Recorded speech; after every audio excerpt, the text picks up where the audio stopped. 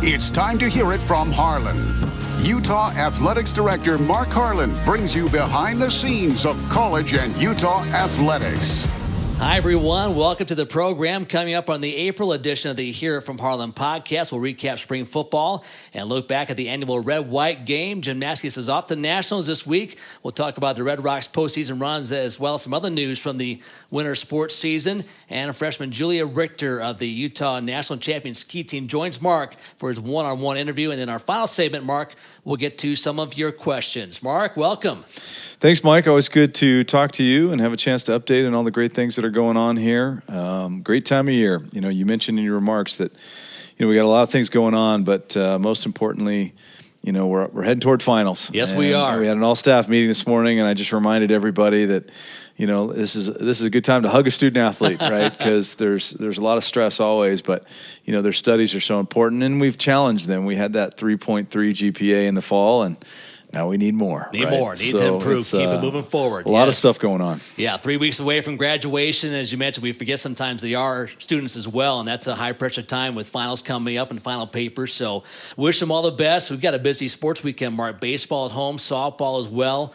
Women's tennis for their senior day. The men had theirs a few weeks ago. They're off to Pac-12's next for them.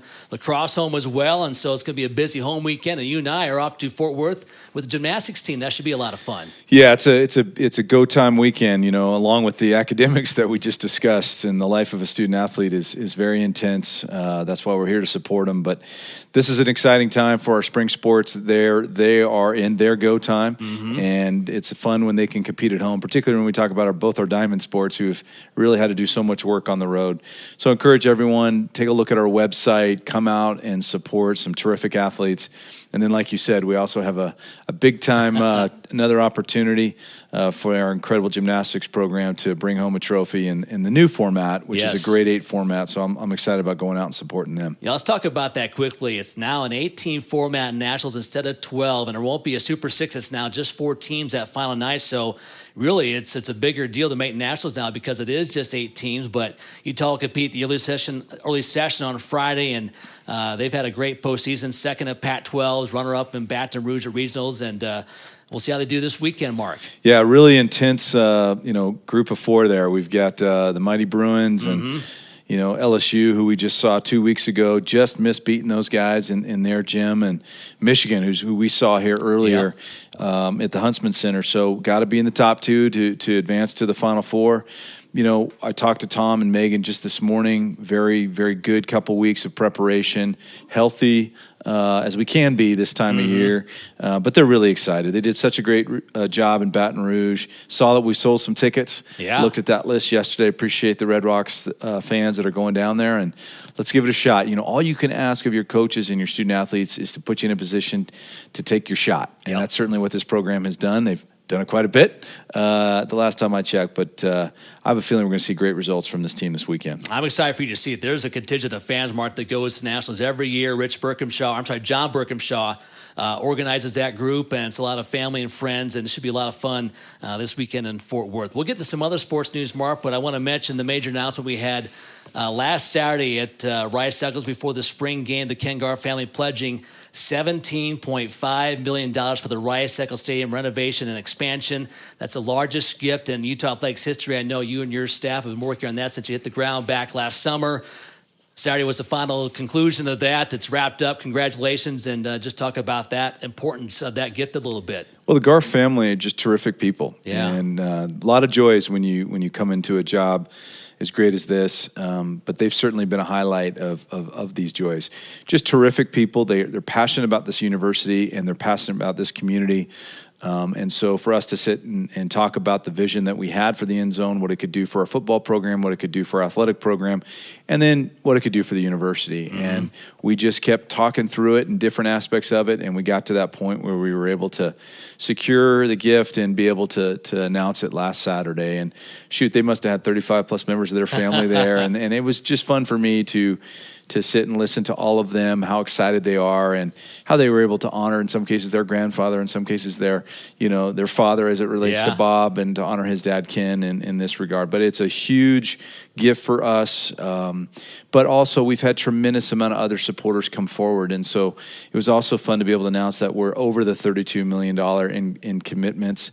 35 was our goal as it related to the 80 million. The rest of the revenue for the South End Zone will come in various different forms, but we are right on target to where we want to be, and we're anticipating our construction to be right on schedule. We're very excited to be able to secure a contractor here in the next month, and then get ready to get to work even more so. So the 21 season is our goal, and we see no reason why we can't get there. But again, publicly thanking the Garff family for all they've done, because they're terrific people. Yeah, that's a huge step. $80 million project, as you mentioned. It's going to be done by 2021. The renderings look fantastic. I know you and your staff are working on kind of the fine details now, but it should be a lot of fun to see that thing open up in 2021. And thanks again to the Garff family for their support with this project. Some other sports updates, Mark. Senior center Megan Huff of the women's basketball team taken third round of the WNBA draft last week by the New York Liberty. She's just the second Utah player to earn back-to-back first-team All-Pac-12 honors. She helped the Utes win 20 games. That's the first time under Lynn Roberts. Excited for Megan Huff and what's next for her. Megan's terrific. She's an incredible athlete. I think I read something about, there was a question about her athleticism, in the draft. I'm like, what are you talking about? She's one of the best volleyball players to ever play in D1, and then she followed her passion in basketball. So I have a feeling the Liberty are going to know what we know pretty quickly, that they got a great one. She's awesome, and so excited that she was able to go to that step. And I think for our women's basketball program, more evidence of the kind of athlete and the kind of student we have in that program. And so really happy for her, but also very happy for Lynn in the program. Absolutely. Also, since you and I last talked, Cedric Bearfield of men's basketball named all-district first team by the NABC. He helped the Utes place third in the Pac-12 this year. Swimming and diving sent 8 competitors to nationals. That's the most they've had since 2013-14. And also, we talked about women's tennis being home this weekend. The men defeated number 12 Stanford for their senior day back on April 7th. Great job by Roland Bratiano and his crew with that victory. That was an awesome victory. I had a chance to go to that. Sat there with Spence Echols, and we were going nuts, as they won that doubles point. Really, really exciting, and then just surged through the singles portion too. So, we've been close in men's tennis. We've had some incredibly close matches against the LA schools.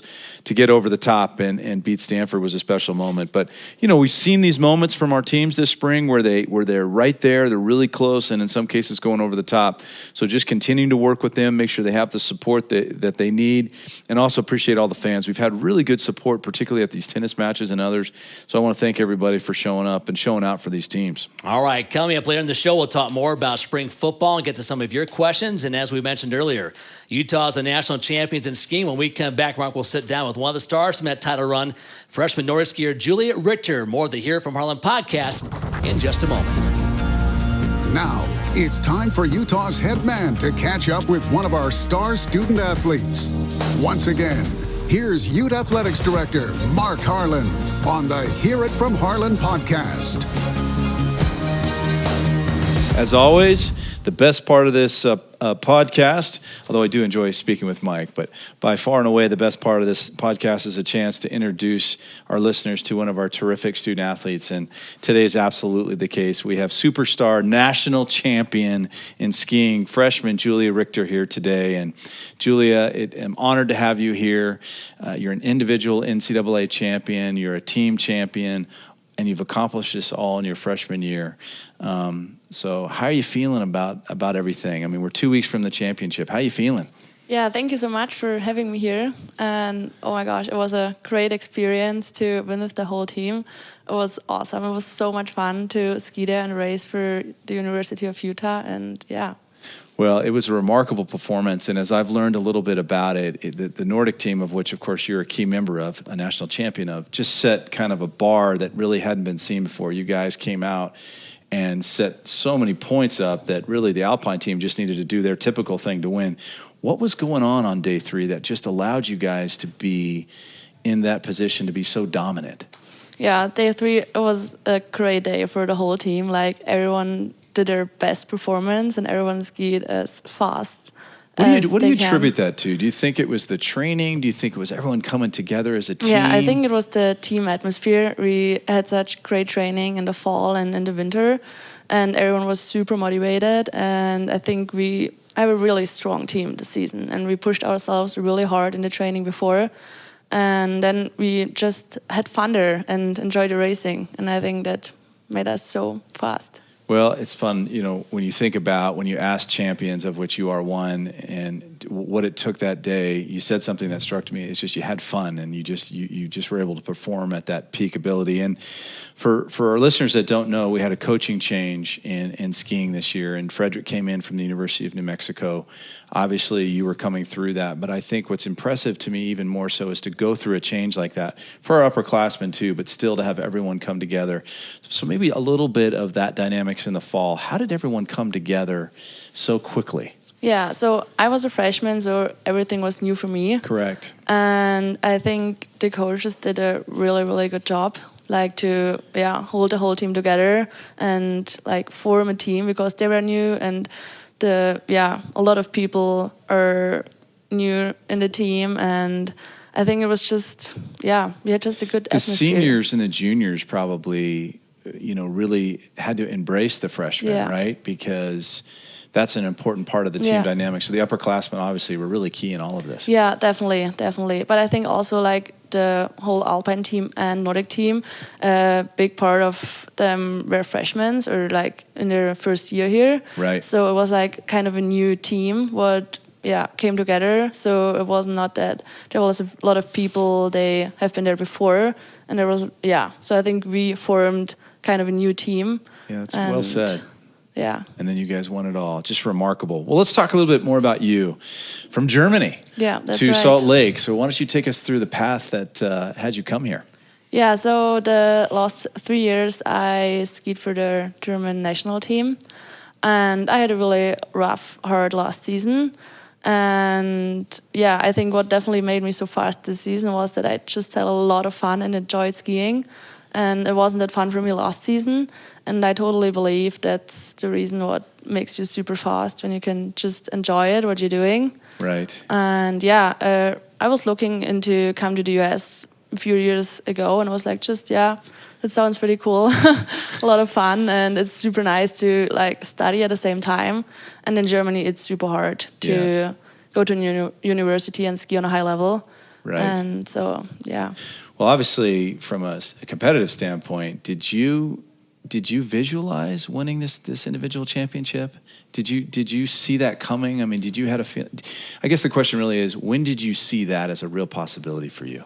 Oh, that's a really good question. So I think I had a really good week in Alaska. It was the last races before NCAAs, and where I knew, I can ski really fast. And at NCAAs, I think I definitely was a little bit pressure there after you can be the fastest. But I haven't seen that coming. And especially winning with the whole team.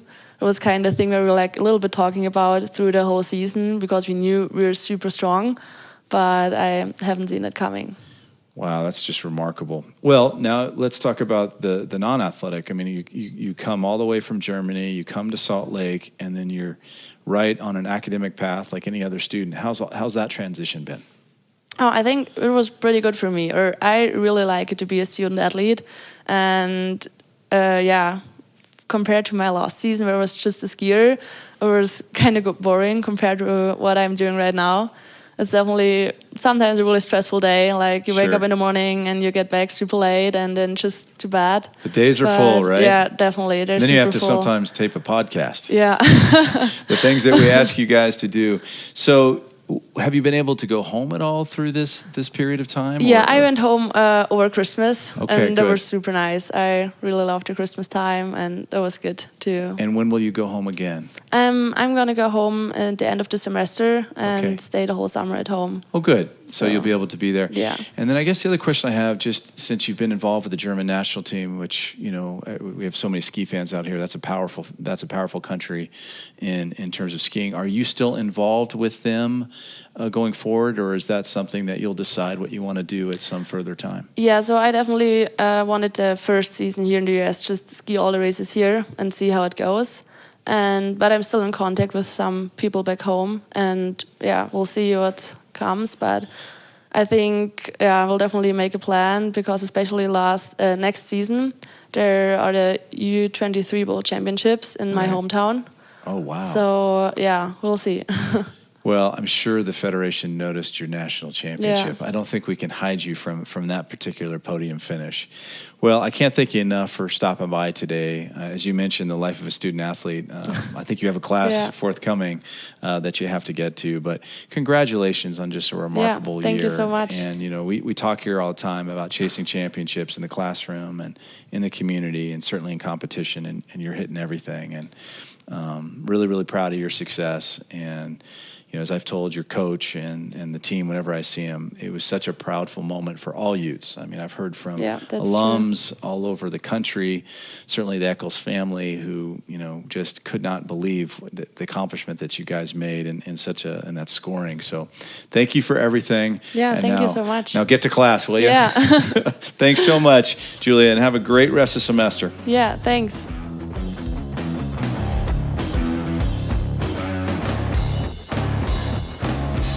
And welcome back to the Here from Harlan podcast. Thanks again to Juliette Richter for joining us. She was the gold medalist in the 5K freestyle, also second in the 15K classic. Utah winning its 12th NCAA title in skiing, 13th overall, in the first for Frederick Landstadt. And I tell you, Mark, it's tough enough to be a college freshman and a student athlete, but to be from a foreign country as Julia is, what a year she's had, and to see her perform so well in the key moment, just a great moment for her in the program a few weeks ago. You know, terrific young lady. I think you said it well. I think the challenge for any freshman, whether you're living in Salt Lake or wherever you might be, is profound to come in. And she's come in and just killed it in the classroom and became a champion, you know, in her sport.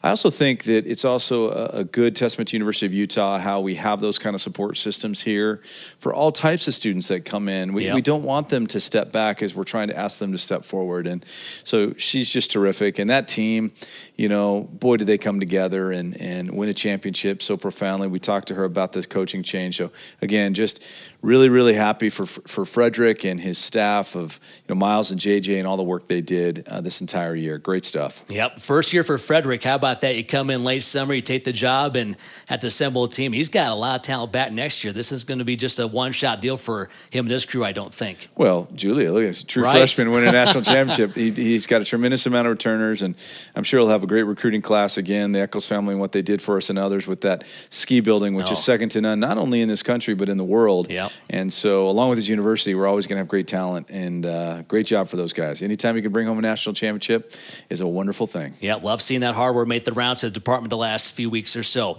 All right, Mark, spring football is behind us now. We had the spring game last Saturday. The Red took care of the White 21-14. It's one of those deals where score's not important. I know a lot of guys set out. They kind of watered down the offense and defense, but I thought just good to see Tyler Huntley back in the field. Also, Jason Shelley, Cameron Rising, a transfer from Texas. They both threw the ball well. And we saw some good things, I thought, out of this group. I know you've talked to Kyle a lot during the spring. Any major developments that you've seen from this group the last, 2 months or so? No, I thought they worked really hard. We expected them to have a really good spring. I think the big question mark was the new offense and Andy Ludwig coming in and doing his thing. And I think we've ended the spring process with being really, really comfortable and really excited that Andy's here. I think the guys have really taken to what Andy's trying to do.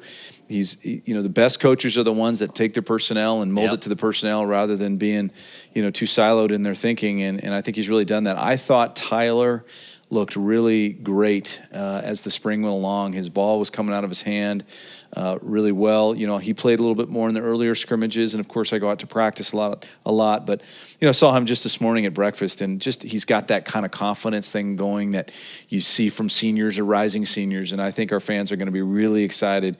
And then just again, another physical spring. We emerged okay in that regard, and now it's time to put the car in the garage a little bit and get ready for what will be an incredible football season forthcoming. Yep, should be a lot of fun. Lots of summer to hype it up. A lot of people thinking the Utes are favorites in the Pac-12 South, maybe to win the whole conference. They're talking about college football playoff. I know that's a lot to kind of get to in the spring, but a lot of excitement around this program coming towards next fall. Well, there is. And just on that, we know that all that is talk. Right. But it's also great to be in that talk. And so, we appreciate everyone that's renewing their season tickets. We're on a very good pace for that. We anticipate another great year. I also want to thank all the fans who came out to the spring game. It was challenging with the weather and the marathon and, maybe the game time being a little earlier than we would like.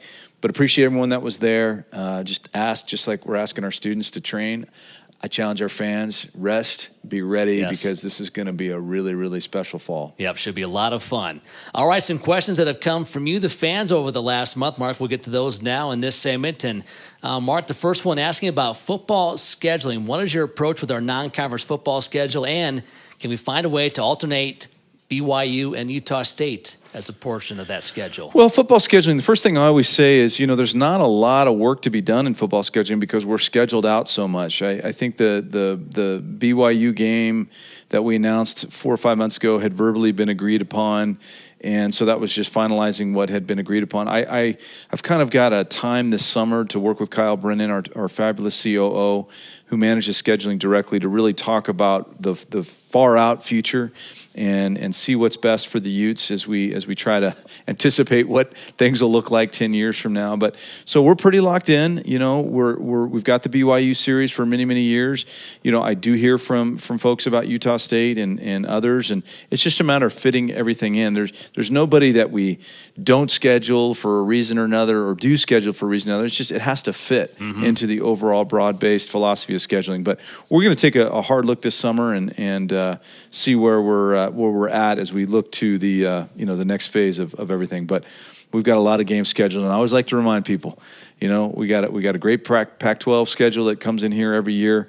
But I hear you, and we're going to try to do things that not only help our fans, but also make sure they continue to move our program forward. I know fans have liked the 7 conference or 7 home games, let's just say. That's the case this year. Is that going to be your pattern every other year down the road, or you can't tell at this point? It kind of is alternated through the years here based on the conference schedule and how it lays out. That's what Kyle and I will talk about.